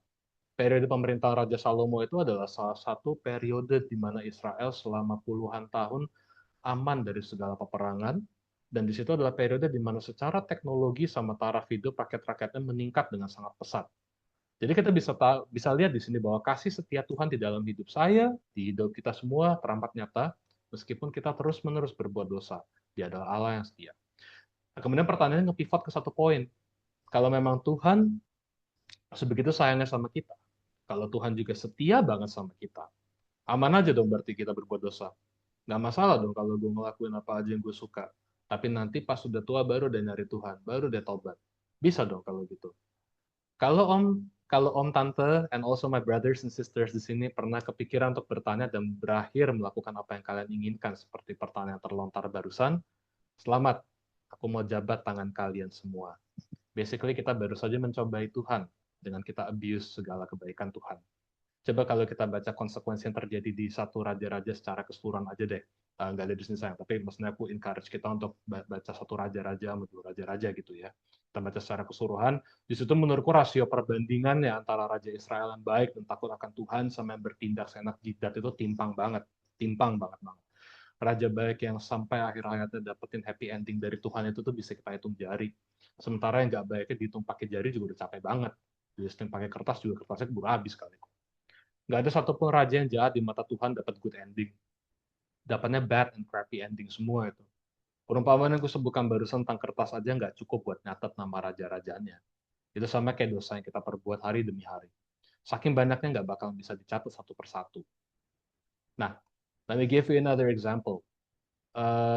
Kita ke fotoku saya. Izin ya. Kita ke fotoku. Nah, ini dia. Ini salah satu dosa yang sangat prominent dalam diriku ya, dalam diriku nih Om Tante. Gluttony atau kerakusan. Atau bisa juga dibilang keserakahan, terutama soal makanan. Jadi ceritanya dari aku kecil sampai di tahun 2021-an, aku itu badannya selalu besar, gemuk, gendut, you name it. Dulu dari zaman aku TK sampai SMA tuh setiap tahun badanku tuh selalu yang terbesar dan tergemuk dari semua anak-anak seangkatanku. Baju sama celana itu udah pasti harus jahit sendiri, ya kan, fully customized. Nggak mungkin bisa ditemu di toko, itu nggak mungkin. Ketika teman-teman sepantaranku bisa beli baju di toko manapun ya, opa-omaku harus selalu ngebeliin aku baju dari toko-toko luar. Contoh pas aku kecil tuh baju-baju itu harus brand luar kayak Oshkosh, Cikidak. Karena baju yang dibeli toko-toko lokal atau umum kayak di TC gitu tuh jangan harap bisa muat, nggak mungkin. Aku emang dari kecil tuh emang seneng banget makan sama minum. Secara gizi, puji Tuhan aku selalu diberikan hal yang melimpah sama oma opaku. Mereka itu dulu ngasih aku susu impor, Envapro contohnya. Dari aku kecil atau balita udah sangat diperhatikan sekali gizinya sama mereka berdua. Tapi pas aku mulai gedean, aku memang suka makan masakan rumah, kayak tahu, tempe, kangkung, tumisan sayur. Tapi yang selalu ada dan nggak pernah terlewatkan adalah daging. Itu selalu ada di meja makan rumah. Daging ayam, sapi, sosis impor, semua yang alami, sekaligus yang berlemak, kayak cornet, nugget, semuanya itu ada. Jadi dulu tuh memang makananku emang lebih dikontrol pas aku masih kecil ya, karena kalau aku udah kelewat batas pasti tegur sama opa-omaku. Tapi setelah semakin aku beranjak besar, mulai punya idealisme sendiri, mulai punya pemikiran dan pemahaman sendiri, disitulah nafsu makanku juga makin nggak terkontrol. Saking nggak terkontrolnya pada tahun 2020, terutama pas zaman COVID, berat badan aku itu udah mencapai 190-an kilogram. 190-an ya Om Tante, dan terus naik sampai menjelang akhir tahun. Aku mulai agak sedikit olahraga karena sadar bahwa kasur single bed aja udah kesempitan pada waktu itu. Nah kemudian aku teringat ketika bangsa Israel itu keluar dari Mesir, dan di tengah perjalanan mereka bersungguh-sungguh soal makanan. Aku mau ajak kita semua untuk baca ayat dari awal secara kronologis sebelum kita bahas ayatnya lebih lanjut di bilangan 11. Secara summary, rakyat Israel tuh lagi bersungut-sungut, complaining about their conditions basically. Dan tentang makanan, padahal ya Tuhan mengasih mereka jaminan loh, tiap hari dengan dari mana. Tugas Israel cuma dua, percaya dan taat aja. Nah kalau kita deep dive di bilangan 11 ayat 18 sampai 20, di situ Tuhan berfirman, yang menurut aku ya ini sangat mengerikan sebagai berikut. Tetapi kepada bangsa itu haruslah kau katakan, kuduskanlah dirimu untuk besok, maka kamu akan makan daging. Sebab kamu telah menangis di hadapan Tuhan dengan berkata, siapakah akan memberi kami daging? Begitu baik keadaan kita di Mesir, bukan? Tuhan akan memberi kamu daging untuk dimakan. Bukan hanya 1 hari kamu akan memakannya, bukan 2 hari, bukan 5 hari, bukan 10 hari, bukan 20 hari, tetapi genap sebulan namanya, sampai keluar dari dalam hidungmu dan sampai kamu muak, karena kamu telah menolak Tuhan yang hadir di tengah-tengah kamu dan menangis di hadapannya dengan berkata, untuk apakah kita keluar dari Mesir? Tapi nggak selesai sampai di situ. Kita fast forward ke ayat 33. Sorry saya, ke ayat 33. Di situ tuh visualisasinya paling mengerikan tentang burung puyuh. Itu sama menonjok muka saya juga sih, pas saya baca itu dulu ya. Sampai sekarang juga. Ayatnya berbunyi begini. Selagi daging itu ada di mulut mereka, sebelum dikunyah, maka bangkitlah murka Tuhan terhadap bangsa itu dan Tuhan memukul bangsa itu dengan suatu tulah yang sangat besar. Tanpa saya sadari, hampir seumur hidup saya makan dan minum sesuka hati. Sehat ataupun enggak, semuanya saya kunyah aja terus, minum terus, bodo amat mau perut kenyang sama sekali gitu kan. Kunyah aja terus, telan aja terus gitu kan. Akhirnya bentuk dan berat badan saya itu menjadi gambaran mengerikan yang hidup dari firman Tuhan di ayat ke-33 tadi. Disclaimer ini aku nggak body shaming ya, aku sampai nggak body shaming di sini. Artinya kita makmur perutnya dan segala macam itu artinya kita sehat. Tapi remember jangan berlebihan aja sih basically gitu. Aku teringat ketika berat badanku itu udah menembus angka 150-an ke atas pada waktu itu, napasnya makin sulit, gerak dikit langsung keringetan. Dan aku juga teringat Sarah pun sebagai pacar di zaman itu pun pernah nggak beberapa kali sih, sering lebih tepatnya ya, pernah bilang kalau aku tuh kalau lagi keringetan bau badannya tuh pekat, asem gitu katanya. Ya kan? Jadi mengerikan basically. Ayat 33, enggak, aku serius loh, ini Om Tante, Bapak Ibu. Kocak memang itu. Apakah ketika istriku pada waktu itu berulang kali mengingatkan akan kondisi tubuhku itu yang semakin memburuk, langsung membuatku tersadar? Lalu sadar nggak? Nah, kalau di sini habis dengerin tadi, kalau Om Tante di sini menjawab iya, baik secara langsung maupun di dalam hati, berarti selamat. Aku mau jabat tangan Om dan Tante di sini dengan segala hormat. Karena jawaban kalian adalah salah besar. Belum sadar akunya. Kalau Om Tante di sini menjawab tentu saja tidak, maka saya ucapkan bingo, kalian semua benar sekali. Karena begitu degilnya aku. Apakah ini yang Tuhan inginkan dari kita? Terus-menerus hidup dengan membuat segala keputusan yang salah, keputusan yang malah membuat kita semakin menjauh dari Dia, semakin membuat kita membenarkan diri dan perbuatan kita sendiri. Karena kalau secara daging, ya tanpa bawa, ini aku nggak usah bawa iblis ya. Aku akan bilang, ya nggak apa-apa, kita hidup cuma sekali. YOLO bro, YOLO. Itu mah asik-asik aja, ya nggak? Toh habis itu kita mati, gitu. Tapi jangan ditiru. Nah, kasih dan anugerah Tuhan yang menyelamatkan saya dari keserakaan ini. Bener loh, Om Tante. Karena di tahun 2021 awal, hanya beberapa waktu sebelum aku memutuskan untuk dibaptis, aku mulai lebih sering lagi sakit-sakitan, terutama flu. Di saat itu, aku ngerasa capek dengan diriku sendiri, dan mulai tersadar dan bicara ke diriku sendiri. Coy, nggak lucu kalau lu cepat mati, serius. Baru aja nikah, terus gue mati karena nggak bisa napas. Terus kondisi Sarah gimana, gitu kan? Kalau melihat ke momen itu dulu, sekarang saya bisa bilang itu 100% karya Tuhan dan Roh Kudus yang bekerja. Itu teguran ke diriku sendiri waktu itu. Itu berasal dari Tuhan dan Roh Kudus yang care sama aku, yang juga terlebih care sama Sarah. Amin. Dari sejak saat itu aku ambil dumbbellku, aku gelar workout mattressku, makanan full 100% masakan Sarah aja, yang sehat, yang nggak diproses di pabrik, minum air putih aja, ya sesekali kopi, oke lah. Di masa itu aku bawa enjoy aja semuanya, karena di saat itu aku juga semakin diteguhkan untuk akhirnya menerima Kristus sebagai juru selamat. Pada akhirnya setelah jalan hampir 2 tahun, aku berhasil turun dari 190-an itu menjadi 93 kilogram. Sampai pada hari ini aku berhasil maintain berat badan di kisaran 93 sampai 95 kilogram saja. Dan itu semua karena kasih anugerahnya. Amin. Mengapa demikian?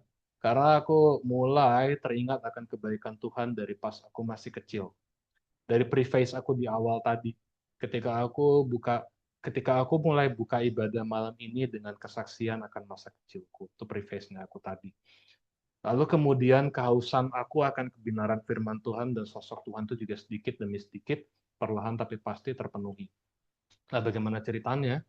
Allah sendiri yang pakai Sarah di dalam periode kami pacaran hampir 10 tahun pada waktu itu. Pada waktu itu kami berbeda keimanan. Segala pertanyaanku tentang Tuhan Yesus, tentang pedoman hidup yang baik dan benar, semuanya ada di dalam Alkitab. Jadi ketika aku bertanya tentang poin-poin yang ada di Alkitab dan segala asal-usulnya, semuanya terjawab. Nggak ada satupun yang nggak kejawab. Ketika aku cross-check dengan kitab agama lamaku, semua yang ada di agama lama nggak ada satupun yang jelas. Tapi di Alkitab semuanya itu jelas, transparan, telanjang, tersedia dari poin A ke Z. Yang dulu membuat aku terpukau akan kebesaran Tuhan adalah ketika aku sering bertanya ke Sarah tentang Tuhan Yesus. Sarah bisa bilang begini, wait ya sayang, mungkin untuk part yang ini aku belum bisa jawab sekarang. Tapi coba nanti aku baca Alkitab ya. Nah kalau memang ada jawabannya, aku pasti akan kasih tahu kamu. Tapi aku yakin pasti ada jawabannya. Nah, aku sering banget dengar itu kalau kita ngobrol, lagi brainstorming. Dan yang Sarah nggak ketahui di zaman kami pacaran adalah, ketika aku bertanya sesuatu tentang Kristus dan ada hal yang beliau belum ketahui, lalu kemudian Sarah temuin jawabannya, itu aku biasanya langsung cross check lagi, entah itu di internet, entah itu di mana lah, aku cari source lain dan memang semuanya benar. Perlahan tapi pasti kehausan dan kelaparan aku secara rohani terpenuhi melalui firman-firman Allah dari Alkitab. Hebat sekali ya kalau dipikir-pikir Tuhan kita ini. Sekarang saya menyadari bahwa Allah memang hidup. Salah satunya adalah ketika kita sebagai hamba-hambanya itu hidup menuruti kehendaknya dan menjadi pelaku firman, menjadi garam dan terang dunia. Ketika kita mempraktekkan firman tersebut di dalam kehidupan kita, seperti yang tertulis di Yakobus 1 ayat 22 sampai 25. Boleh tolong saya yang orange? Agak dikit. Tetapi hendaklah kamu menjadi pelaku firman dan bukan hanya pendengar saja. Sebab jika tidak demikian kamu menipu diri sendiri. Sebab jika seorang hanya mendengar firman saja dan tidak melakukannya, ia adalah seumpama seorang yang sedang mengamat-amati mukanya yang sebenarnya di depan cermin. Baru saja ia memandang dirinya, ia sudah pergi atau ia segera lupa bagaimana rupanya. Tetapi barang siapa meneliti hukum yang sempurna, yaitu hukum yang memerdekakan orang, dan ia bertekun di dalamnya, jadi bukan hanya mendengar untuk melupakannya, tetapi sungguh-sungguh melakukannya, ia akan berbahagia oleh perbuatannya. Di dalam perjalanan saya, opa oma saya, God rest his soul, God bless my grandma abundantly, Oma Sarah, udah menjadi mereka sudah menjadi pelaku firman untuk saya pribadi. Ya benar, opa oma saya memang bukan orang Kristen.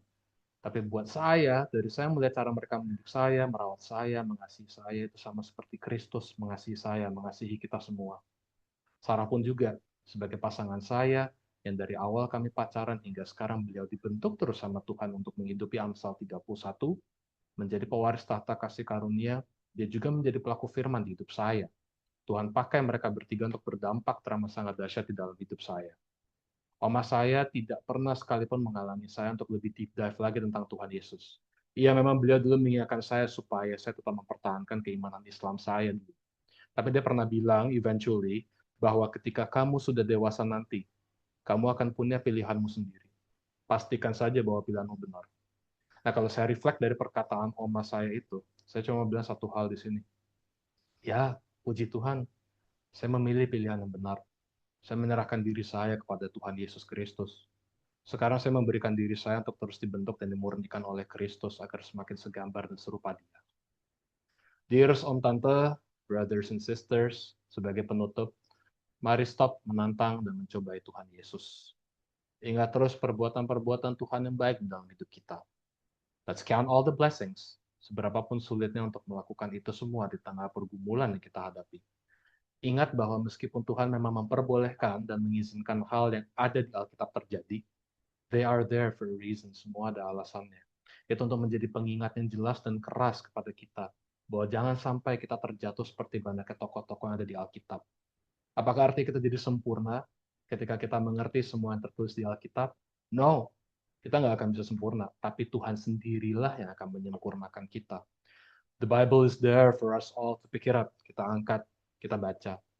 Minta tuntunan dari Tuhan dan Roh Kudus untuk langkah selanjutnya seperti apa buat diri kita masing-masing. Best of all, terakhir, kita usahakan segala yang baik dengan hikmat yang datangnya dari Tuhan, bukan dari pengetahuan kita sendiri. Sebagai penutup dari penutup, Brother Gabriel melalui khotbahnya di tanggal 28 Februari kemarin, beliau bilang, hal terbodoh yang sangat bisa kita lakukan adalah ketika kita menukar Tuhan dengan apa yang dunia ini tawarkan, dan atau keinginan kita sendiri.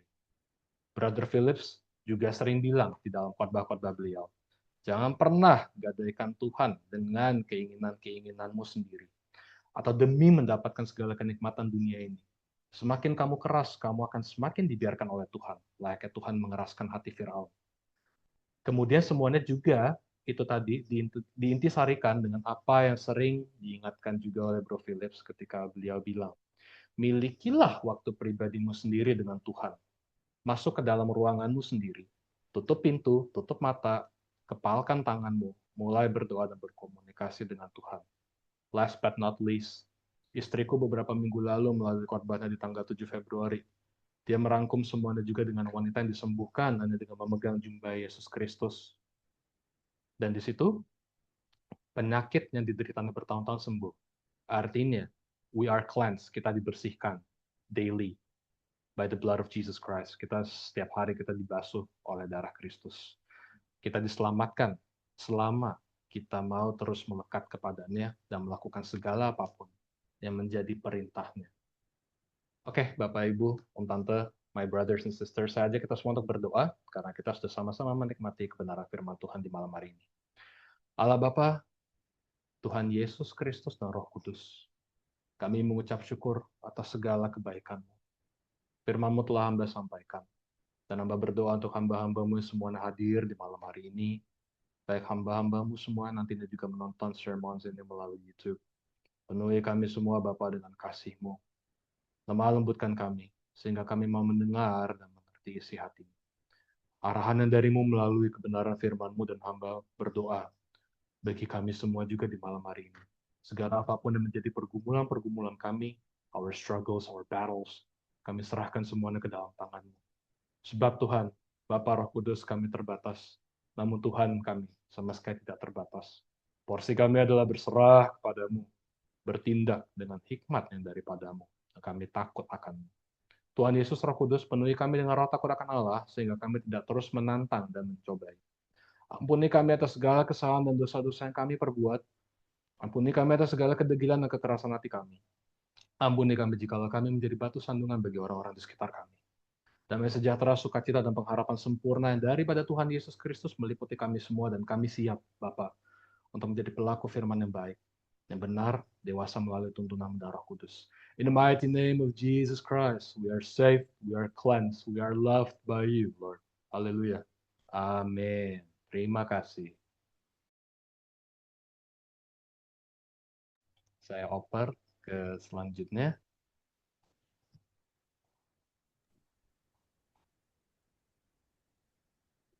Bro Gabriel.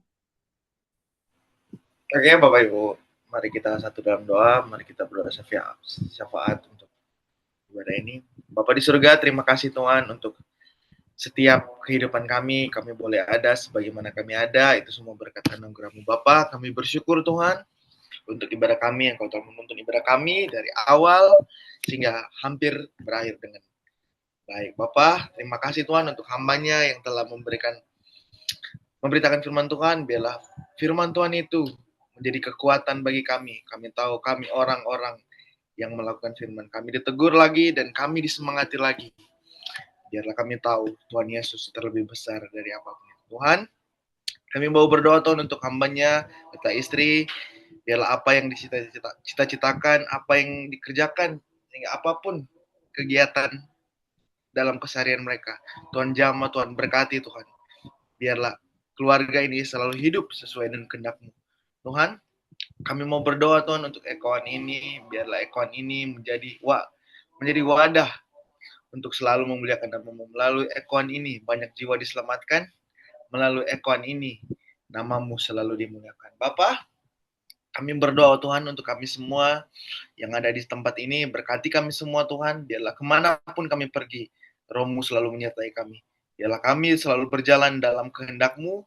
Biarlah kalau kami sedang mengalami kelemahan tubuh atau ada yang lagi sakit, kami berdoa dan kami sepakati bahwa kuasa Tuhan terlebih besar dari apapun. Kami berdoa, roh sakit penyakit Engkau tidak punya kuasa atas tubuh orang percaya. Biarlah kami semua sehat, kami semua dipulihkan Tuhan. Tuhan, kami mau berdoa untuk bangsa Indonesia, pemerintah, biarlah semuanya itu di dalam tangan kasih-Mu. Kami percaya bangsa Indonesia dalam tuntunan-Mu, kami percaya pemerintah ini selalu ada dalam kehendak-Mu. Kami percaya kami semua selalu ada dalam campur tangan-Mu. Bapa, kami berdoa Tuhan, sebentar kami akan berpisah dari tempat ini. Berkati kami semua, kalau ada yang mau melanjutkan istirahat, kalau ada yang mau melanjutkan kegiatan, berkati kami semua dimanapun kami berada. Biarlah senantiasa Roh-Mu menyertai kami. Bapa, terima kasih Tuhan. Kami sudah sepakat dan kami sudah berdoa di dalam nama Tuhan Yesus. Haleluya. Haleluya. Puji Tuhan, Bapak Ibu Saudara. Kita sudah selesai ibadah ekoan dan saat ini kita akan menerima berkat dari Tuhan. Mari angkat kedua belah tanganmu, arahkan hatimu kepada Tuhan dan terima dengan iman di tempat kita masing-masing. Haleluya. Bapa di surga, Bapa yang kami panggil, Bapa yang kami kenal, Bapa yang kami sembah di dalam nama Tuhan Yesus Kristus, kami bersyukur padamu. Kami sudah memuji, menyembah, bahkan mendengarkan firman-Mu melalui hamba-Mu, dan kami sangat diberkati. Kami bersyukur semua daripadamu. Dan biarlah Roh-Mu yang kudus memberikan pengertian kepada setiap kami di dalam nama Tuhan Yesus Kristus. Dan saat ini kami akan menyelesaikan ibadah ini, dan biarlah Engkau Allah memberkati setiap kami. Terima kasih Tuhan. Haleluya. Terima kasih Tuhan. Tuhan memberkati Engkau dan melindungi Engkau. Tuhan menyinari Engkau dengan wajah-Nya dan berikan Engkau kasih karunia. Tuhan menghadapkan wajah-Nya kepadamu dan berikan Engkau damai sejahtera. Terimalah segala berkat perkenanan dan kasih karunia dari Allah Bapa serta keselamatan di dalam Kristus Yesus Putra Tunggal Allah, Juru Selamat kita, serta persekutuan dengan Roh-Nya yang kudus yang akan sentiasa menyertai, memimpin, membimbing, mengembalakan hidupmu, hidupku, hidup kita semua, mulai dari saat malam hari ini sampai selama-lamanya sampai Tuhan Yesus datang kembali. Dalam nama Tuhan Yesus Kristus yang sudah menerima berkat, sama-sama katakan, amin, amin, amin. Amin. Puji Tuhan. Haleluya. Puji Tuhan. Wow. Kita foto. Brother, Bro Aryo, thank you ya. Kita foto dulu. Thank you, brother. Oke, siapkan kamera semuanya, sisir rambutnya, lipstiknya, gincu. Ntar ya, mau disiapkan dulu.